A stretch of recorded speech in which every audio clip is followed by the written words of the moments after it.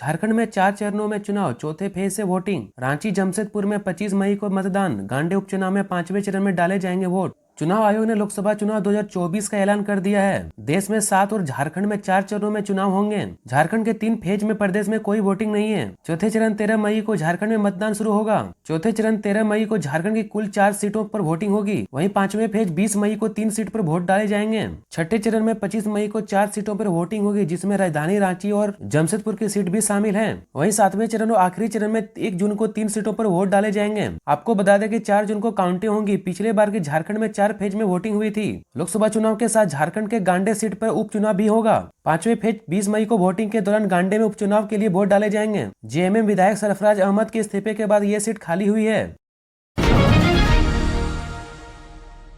केंद्र में सरकार तब भी झारखंड में पीछे थी कांग्रेस। 3 चुनावों में एनडीए का रहा दबदबा। समझिए कैसे जेएमएम कांग्रेस के लिए होगी आर पार की लड़ाई। लोकसभा चुनाव की तारीख का ऐलान हो गया है। झारखंड में एक बार फिर मुकाबला एनडीए और इंडिया गठबंधन के बीच होगा। इंडिया गठबंधन का नाम नया है, लेकिन अलायंस में दल वही यूपीए वाले हैं। एनडीए में बीजेपी, आसू और जेडीयू है, तो इंडिया गठबंधन में जेएमएम, कांग्रेस, राजद और लेफ्ट की पार्टियां हैं। बीजेपी ने 11 सीट पर उम्मीदवारों का ऐलान कर दिया है। संभावना यह भी जताई जा रही है कि यूपीए में कांग्रेस जेएमएम के साथ वाम दल भी एक सीट से चुनाव लड़ सकती है। एनडीए ने मोदी सरकार के 2 कार्यकाल में झारखंड की 12 सीटों पर कब्जा किया। वहीं मनमोहन सिंह के कार्यकाल में 2009 में भाजपा ने झारखंड की 8 सीटों पर कब्जा किया था। वहीं 4 सीटों में से गठबंधन के खाते में 2 और 2 सीट पर निर्दलीय उम्मीदवार ने जीत दर्ज की थी।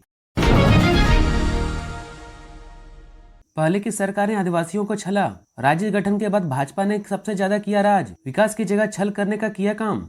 शनिवार का दिन पश्चिमी सिंहभूम जिले के लिए ऐतिहासिक दिन रहा। सूबे के मुख्यमंत्री ने जिले के सुदूर क्षेत्र हाटगमरिया में 36 करोड़ तथा बनगांव में 39 करोड़ की लागत की 2 डिग्री कॉलेज का आधारशिला रखी। टाटा कॉलेज मैदान में आयोजित कार्यक्रम में मुख्यमंत्री चंपा सोरेन ने रिमोट का बटन दबाकर 2.41 हजार करोड़ रुपए का शिलान्यास और 1.07 हजार करोड़ के परिसंपत्तियों का वितरण किया। समारोह में आने के बाद परिवहन मंत्री दीपक बिरुआ और विधायक जोभा मांझी, दशरथ गागराई, सुखराम उरांव ने गर्मजोशी से स्वागत किया। राज्य में किसानों की संख्या बढ़ाने की जरूरत। खेती में तकनीकों को शामिल करने की मिली सलाह। कृषि मेला किसानों के लिए जरूरी। गिरिडीह के झंडा मैदान में जिला स्तरीय किसान मेला सह फसल प्रदर्शनी कार्यक्रम का आयोजन किया गया। मेला का उद्घाटन मुख्य अतिथि जिला परिषद अध्यक्ष मुनिया देवी, जिला कृषि पदाधिकारी के संयुक्त रूप से दीप प्रज्वलित कर किया गया। इस मेले में कृषि एवं कृषि संबंधित विभाग के साथ साथ कृषि विज्ञान केंद्र, एफपीओ, खाद बीज भंडार सहित कुल 18 स्टॉल लगाए गए। कृषि एवं कृषि संबंधित विभाग के पदाधिकारी, सभी विभाग के कर्मी, कृषि मित्र, एग्री स्मार्ट ग्राम के कृषक, पाठशाला के कृमि, प्रखंड कृषि पदाधिकारी, प्रखंड तकनीकी प्रबंधक, सहायक तकनीकी प्रबंधक, जन सेवक, एग्री क्लिनिक के कर्मी, कृषि उत्पादक संगठन के कृषक आदि उपस्थित थे। झारखंड में 21,67,270 युवा मतदाता पहली बार वोट डालेंगे। इनमें सर्वाधिक 11,02,903 युवतियां।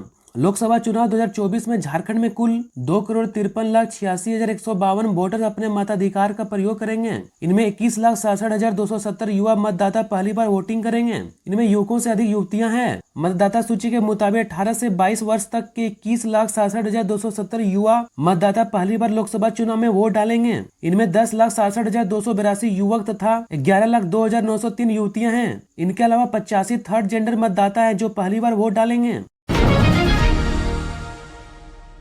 झारखंड के गांडे में 5वें फेज में 20 मई को होगा विधानसभा का उपचुनाव। डॉक्टर सरफराज अहमद के इस्तीफे से खाली हुई थी सीट। मुख्य चुनाव आयुक्त राजीव कुमार ने शनिवार को गांडे विधानसभा उपचुनाव को लेकर घोषणा की। उन्होंने कहा कि झारखंड के गांडे में 5वें फेज में विधानसभा का उपचुनाव होगा। यह उपचुनाव 20 मई को होगा। आपको बता दें कि यहां से डॉक्टर सरफराज अहमद ने अपने पद से इस्तीफा दे दिया था। इसके बाद यह सीट खाली हो गई थी। फिलहाल डॉक्टर सरफराज अहमद झारखंड से राज्यसभा के लिए निर्विरोध निर्वाचित किए गए हैं। कोडरमा में बीडीओ की गाड़ी पर गिरा बरगद का पेड़। बाल बाल बच्चे पदाधिकारी बूथ का जायजा लेने निकले थे अफसर। झारखंड के कोडरमा जिले के मरकच्चो प्रखंड में शनिवार को एक बड़ा हादसा टल गया। लोकसभा चुनाव को लेकर बूथ का जायजा लेने निकले बीडीओ सीओ के सरकारी वाहन पर विशाल बरगद का पेड़ गिर गया। इस हादसे में झारखंड प्रशासनिक सेवा के 2 अधिकारी के अलावा 2 अन्य सरकारी कर्मी और ड्राइवर बाल बाल बच गए। इसमें बीडीओ हुलास महतो और सीओ परमेश्वर कुशवाहा, बीपीओ राकेश रंजन, होमगार्ड जवान राजेंद्र यादव और सरकारी वाहन के ड्राइवर दिनेश कुमार शामिल हैं। हादसे में वाहन पूरी तरह क्षतिग्रस्त हो गया है। लोकसभा चुनाव 2024 झारखंड में 11 सीटों पर बीजेपी के उम्मीदवार घोषित। गठबंधन दलों ने सीट शेयरिंग को लेकर किया फॉर्मूला तय। बीजेपी ने झारखंड में 11 सीटों पर प्रत्याशियों की घोषणा कर दी है, जबकि 3 सीट धनबाद, चतरा और गिरिडीह का उम्मीदवार की घोषणा बाकी है। जहां गठबंधन के दल ने अब तक सीट शेयरिंग को लेकर सिर्फ फॉर्मूला तय किया है। इसके अनुसार कांग्रेस 7, झामू 5 और राजद और वामदल एक सीट पर चुनाव लड़ेंगे। आपको बता दें झारखंड में लोकसभा की कुल 14 सीटें हैं। 2019 में एनडीए ने यहां से 14 में से 12 सीटों पर जीत दर्ज की थी। यूपी ने जिन 2 सीटों पर जीत दर्ज की थी वो राजमहल और सिंहभूम है। राजमहल सीट ने झामू के विजय हासदा और सिंहभूम से गीता कोड़ा ने जीत दर्ज की थी।